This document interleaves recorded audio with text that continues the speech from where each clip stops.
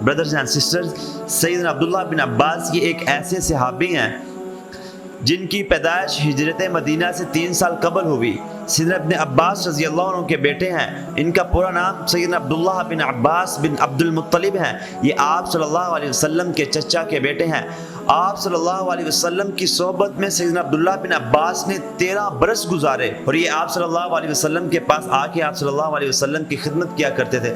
سیدنا عبداللہ بن عباس رضی اللہ عنہ بیان کرتے ہیں کہ ایک دن میں اپنی خالہ کے گھر موجود تھا کہ رسول اللہ صلی اللہ علیہ وسلم رات کو قضاء حاجت کے لیے نکل گئے، تو میں بھی آپ صلی اللہ علیہ وسلم کے پیچھے برتن میں پانی لے کے نکل گیا، تو میں نے آپ صلی اللہ علیہ وسلم کو وہ برتن دیا۔ جب آپ صلی اللہ علیہ وسلم قضاء حاجت سے فارغ ہوئے تو آپ صلی اللہ علیہ وسلم نے کہا عبداللہ مانگ، مجھ سے کیا مانگنا چاہتے ہو؟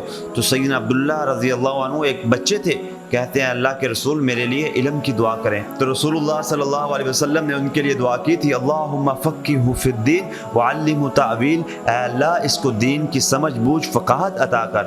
اور آپ کی وسعت علمی کی وجہ سے آپ کو علم البحر کہا جاتا تھا۔